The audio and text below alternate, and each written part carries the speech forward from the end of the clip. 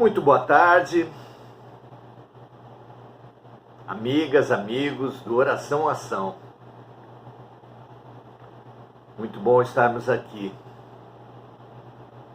Sempre felicito a cada um de vocês, a cada um dos amigos espirituais e a mim mesmo, por que não, de estarmos congregados, confraternizados nesse espaço, por ser a melhor decisão que a gente pode tomar.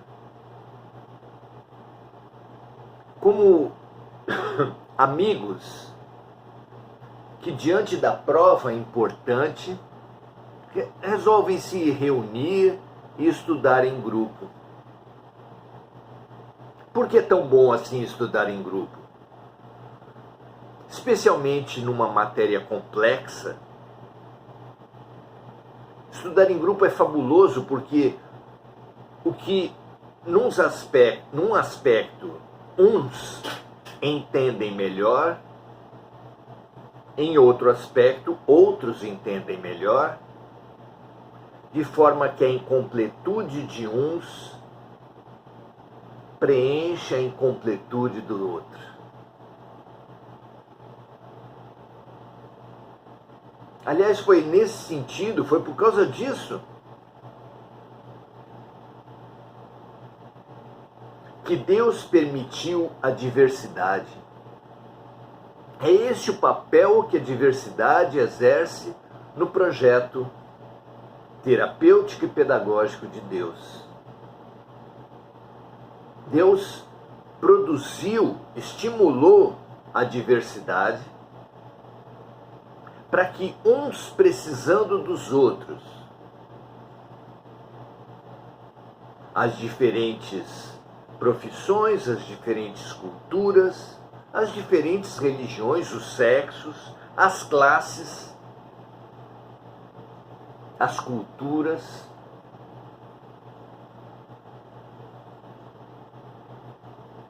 estimulassem o homem egoísta, que é o homem primitivo, à cooperação.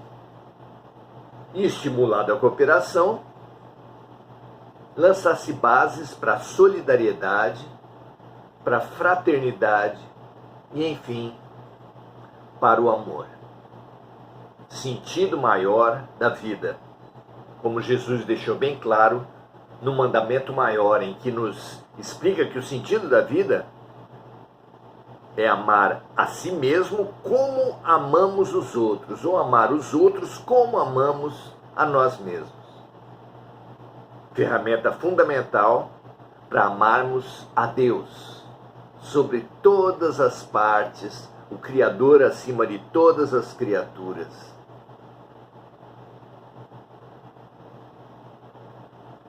É realmente fundamental cooperarmos, porque parte do reconhecimento das nossas incompletudes, como diria Sócrates, só sei que nada sei, como diria Jesus, bem-aventurados os humildes, porque deles é o reino dos céus.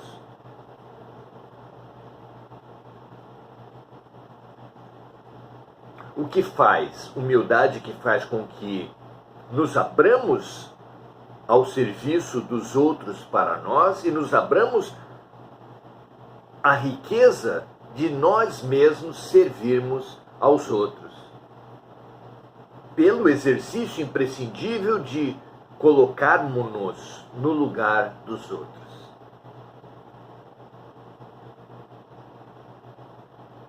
O eu e o outro, um espelho para o outro. E o serviço entre um espelho e outro sendo como se um espelho limpasse o outro, e um espelho limpando o outro, o que produzirão?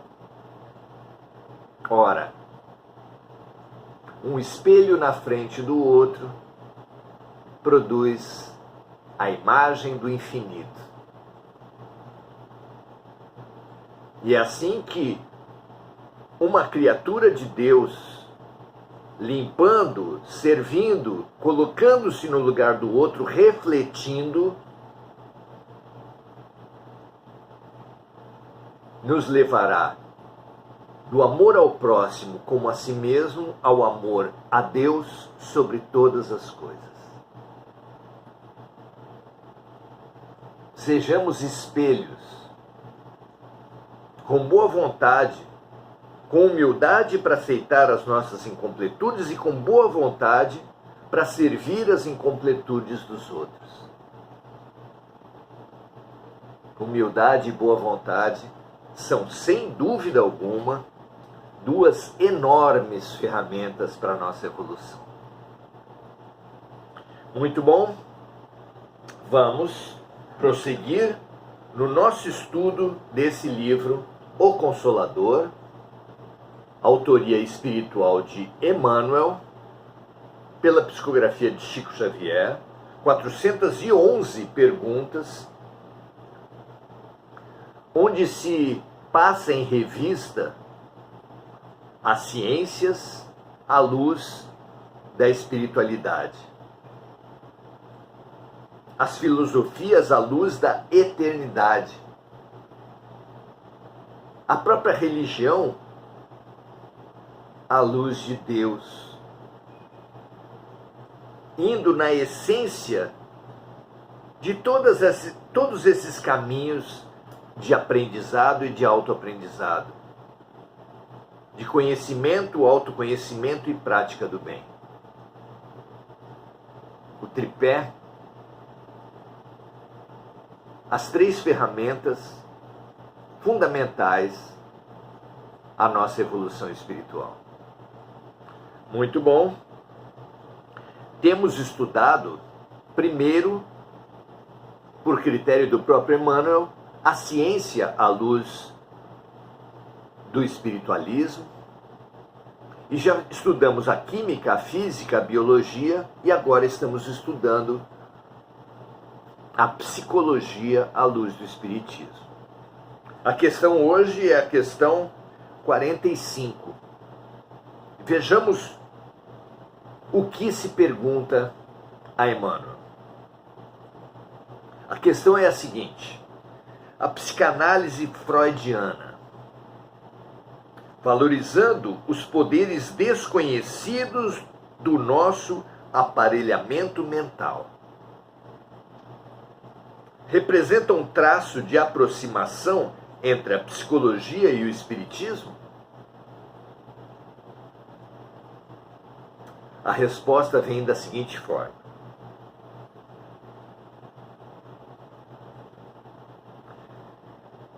bom, para quem não sabe, Freud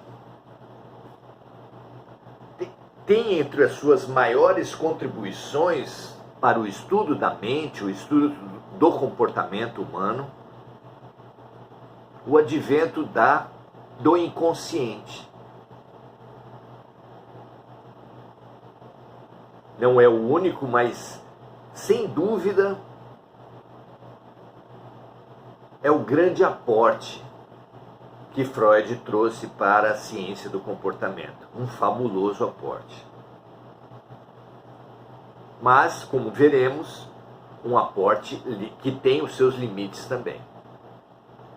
Vejamos a resposta.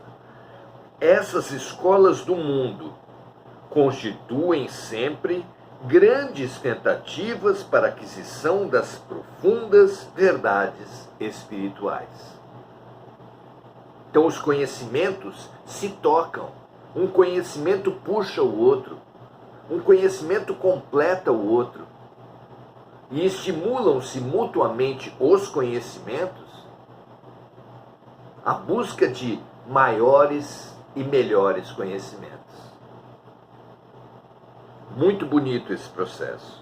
Então essas escolas do mundo constituem sempre grandes tentativas para a aquisição das profundas verdades espirituais, mas os seus mestres, com raras exceções, se perdem na vaidade dos títulos acadêmicos, diria eu, dos prêmios como o Nobel, o mais célebre deles, ou nas falsas apreciações dos valores convencionais. Os cientistas são, porque não podem deixar de ser, homens do seu tempo. E se eles merecem o reconhecimento geral por integrarem um processo de descobertas, de aportes, de aprendizados, de ensinamentos à humanidade, e é assim mesmo, merecem todo o nosso respeito, são também criaturas humanas, limitadas. O livro espírita mais conhecido fora da codificação, no Brasil, é O Nosso Lar. Livro que inicia uma fabulosa série sobre a vida no mundo espiritual. Ali, nós vemos em Nosso Lar, especialmente no livro Nosso Lar, o início da vida espiritual de André Luiz, que na sua última encarnação não tinha esse nome.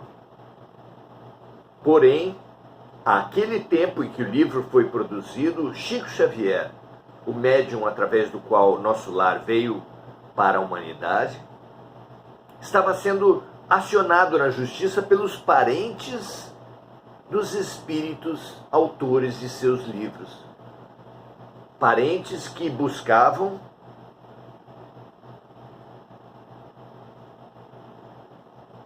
reconhecimento financeiro, buscavam os supostos lucros fabulosos desses livros. O verdadeiro nome de André Luiz foi exatamente de um cientista, de um dos mais célebres e importantes cientistas da história do Brasil.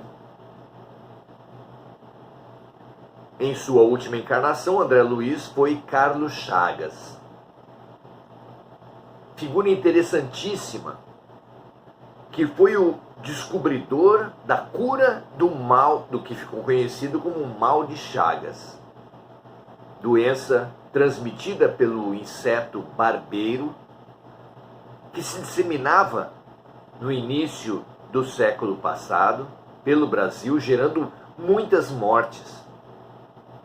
E a grande contribuição de André Luiz Carlos Chagas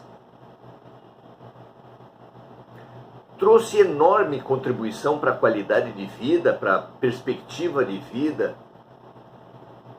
para a vida dos brasileiros. Só por isso já merece a nossa reverência.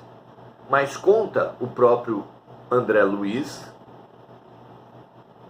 que Carlos Chagas também dava consultas grátis, há um tempo em que não existia um sistema público e universal de saúde como hoje.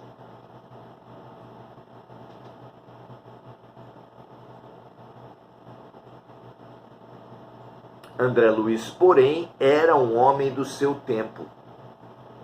E a falta de práticas de domínio da mente, de emissão de luzes, de melhoria, de mecanismos de melhoria da sintonia, comumente chamados de oração, mas que também assumem o formato de meditação, de mentalização, cada um desses formatos com suas características.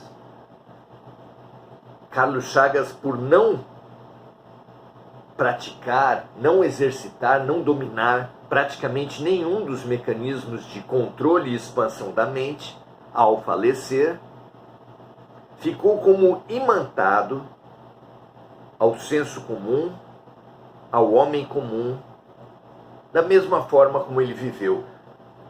Essa é uma dica interessante: viveremos a morte conforme tivermos vivido a vida. E Carlos Chagas, no particular, foi um homem do seu tempo, bebendo, fumando, frequentando programas noturnos que baixavam muito a sua estatura mental,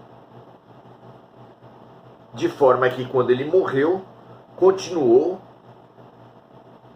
nessa mesma faixa vibracional, o que impediu que ele, apesar dos seus méritos, alcançasse condições melhores. Ou seja, nem todo aquele que desenvolve, que adquiriu uma condição, que desenvolve um papel importante no campo racional, no campo da razão, tem necessariamente elevação espiritual. Talvez o exemplo máximo disso na história recente seja do nazismo, movimento que dominou a Alemanha por tristes períodos, que ameaçou o mundo por tristes períodos, mas que contava nas suas fileiras com mentes fabulosas, fantásticas, que tinham como problema não a ignorância, mas o direcionamento do brilhantismo daquelas mentes para péssimos objetivos, egoístas, violentos, terríveis, como nós sabemos da Segunda Guerra Mundial.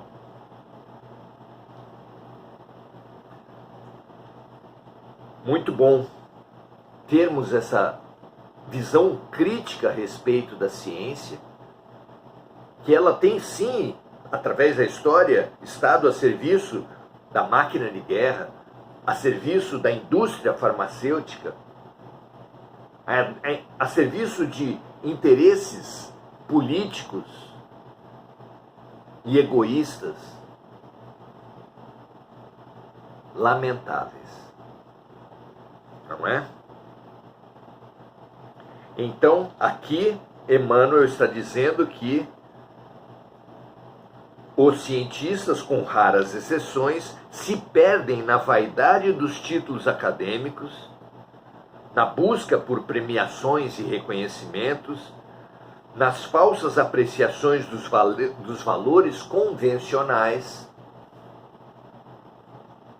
e na subserviência a projetos de exploração, de agressão e de violência, diria eu. E continuando, os preconceitos científicos, por enquanto, impossibilitam a aproximação legítima da psicologia oficial e do espiritismo. A respeito disso, indicamos para os amigos a obra de Carl Gustav Jung, discípulo de Freud, mas que avançou de uma maneira muito interessante para o campo espiritual. Vale a pena conhecer a sua obra. É um grande estudioso, uma grande mente, um fabuloso estudante da mente, aberto à interface, à realidade espiritual. Fica a dica. E complementa o seu raciocínio o nosso Emmanuel. Os processos da psicologia oficial falam da parte desconhecida do mundo mental, aquele inconsciente a que fizemos parte. Aqui chamam subconsciência ou inconsciência. Sem definir essa cripta misteriosa da personalidade humana, examinando-a apenas na classificação pomposa das palavras. Sim, existe o inconsciente, mas como ele se forma? A psicologia avança, sem dúvida, quando diz que os seres humanos jogam para o depósito do seu inconsciente muitas das suas vivências traumáticas. exatamente para não ter que sofrer, para não ter que lidar com essas dores. De forma que algumas pessoas que foram abusadas sexualmente, por exemplo, na sua infância, nem com um detector de mentiras apontaria aquela vivência se a tivesse atirado ao inconsciente, porque agindo dessa forma passou a negar. É uma espécie de negacionismo de uma vivência por demais sofrida, de uma vivência cuja lembrança a criatura naquele momento entende não poder trabalhar, não poder lidar com ela. Mas há toda uma outra gama do inconsciente que os próprios técnicos, psicólogos, psicanalistas sugerem na figura do iceberg ser extremamente importante. Compara-se o iceberg com a mente humana para dizer que apenas uma pequena parte da nossa mente é o nosso consciente. A maior parte, comparada nessa figura, nessa metáfora, com a enorme porção de gelo que fica debaixo do mar, é o nosso inconsciente. Mas que aponta, que se abre, que atua em tantos fenômenos que a psicologia não consegue explicar. Como a psicologia explica que pessoas que nunca nos fizeram mal, que pessoas com as quais nunca tivemos contato, façam emergir de nós a certeza de que são pessoas perigosas. Ou, no outro extremo, que são pessoas totalmente confiáveis a ponto de nós nos afastarmos, nos prevenirmos de umas e nos abrirmos, confiarmos a outras, mesmo sem jamais ter tido quaisquer contatos que justifiquem essas posturas. De onde vem a antipatia gratuita e a simpatia gratuita? É um fenômeno que todos já viveram em algum grau. Como explicar isso? Dos genes? Não há qualquer sinal de um gene da antipatia ou da simpatia gratuita. Do meio não pode ser, porque nunca tivemos contato com aquelas pessoas nesta vida. O conhecimento mais profundo, à luz do espiritualismo, à luz do espiritismo, nos trará outras possibilidades. Como explicar os talentos para os quais não houve qualquer investimento neles, a ponto de crianças desenvolverem capacidades que nem a maioria dos adultos conseguirá ao longo de toda a vida, como o caso célebre de Mozart, que compôs a sua primeira sinfonia aos 6 anos de idade. E tantos outros casos de crianças prodígio. Como explicar isso? São fatos escandalosos que a ciência do comportamento não sabe explicar. Vamos continuar aqui para ver o próprio ponto de vista espiritual nos abrindo para essa realidade. Entretanto, somente à luz do Espiritismo poderão os métodos psicológicos aprender que essa zona oculta, o subconsciente, o inconsciente, da esfera psíquica de cada um, é o reservatório profundo das experiências do passado, em existências múltiplas da criatura, arquivo maravilhoso, onde todas as conquistas do pretérito são depositadas em energias potenciais.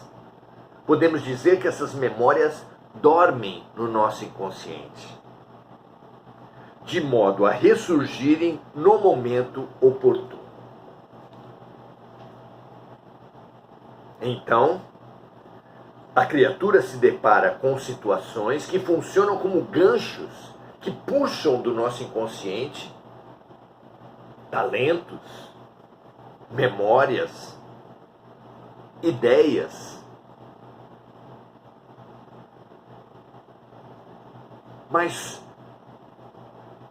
a ciência se sabe dizer desses gatilhos mentais que fazem emergir do inconsciente capacidades e memórias insuspeitadas, não sabe dizer como essas capacidades, como essas memórias foram parar lá. O que só pode ser explicado pelas vidas sucessivas, pelo espiritualismo, porque todo efeito tem uma causa e todo efeito é posterior à causa, e se um determinado efeito aparece numa vida sem que nada nessa vida tenha podido gerar esse efeito, é claro, essa causa precisa vir de momentos anteriores a essa vida. Mas que momentos anteriores a essa vida são esses? Ora, descoberto e admitido que a vida não começa no berço e não acaba no túmulo, abre-se um enorme leque, descobrindo-se então que as antipatias gratuitas e as simpatias gratuitas são sim memórias de outras vidas, frustradas ou exitosas, que nos fazem desconfiar e confiar, sem que nenhum motivo surja nessa vida para essa confiança ou desconfiança. E assim os múltiplos talentos, as múltiplas capacidades, inclusive das chamadas crianças especiais, há autistas de grande rendimento, muito superiores à média das pessoas, os superdotados em geral, que nenhuma ciência do comportamento consegue explicar.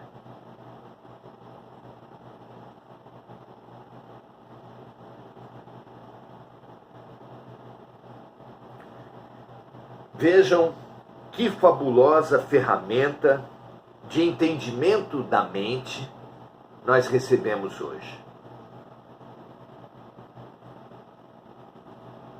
Muitos dos fenômenos, muitas das vivências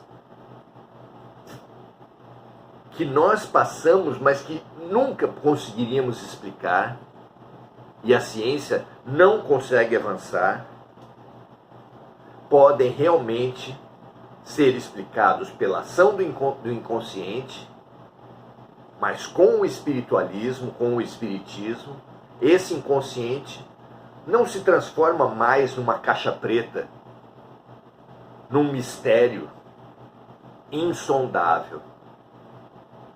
Sim, o inconsciente é fonte de muitas surpresas em nossas vidas, mas as riquezas enormes desse inconsciente têm nas vidas passadas as suas fontes, a origem dessas riquezas, de forma que o que nós vivemos hoje nessa vida estará em nossas mentes em futuras encarnações, de forma que nada se perderá. E tudo na vida será um processo contínuo de aquisições, de aprofundamentos, de expansão e de enriquecimento da alma. Que assim seja. Que essa consciência nos estimule. Vamos saudar os amigos, Cida Mello. Que Deus nos abençoe a todos. Lúcia Galvão, saudando a noite e a turma. Maria José Sobral, dando o seu boa noite. Mari Pereira, dando o seu boa noite. Mônica Silva, lembrando de amigos encarnados e desencarnados, que todos que estão na mente da Mônica e de todos os amigos aqui possam receber esse alento dessa luz gerada aqui. Vibrações que a Mônica sempre lembra das vítimas das guerras e dos desastres climáticos. Mônica dando o seu boa noite. Lúcia Galvão, Adelaide Dias, Emir Cajazeira, lembrando sempre da saúde do seu filho Felipe, que ele receba nossas melhores luzes. Assim como André Salvatore também dando o seu boa noite. Uma saudação nossa a todos e um convite para compartilharmos esse nosso encontro e estarmos aqui reunidos amanhã para continuarmos essa pesquisa, essa expansão do comportamento humano, da ciência do comportamento humano, à luz da realidade espiritual. Um convite imperdível, um prazer de estar com vocês e até amanhã.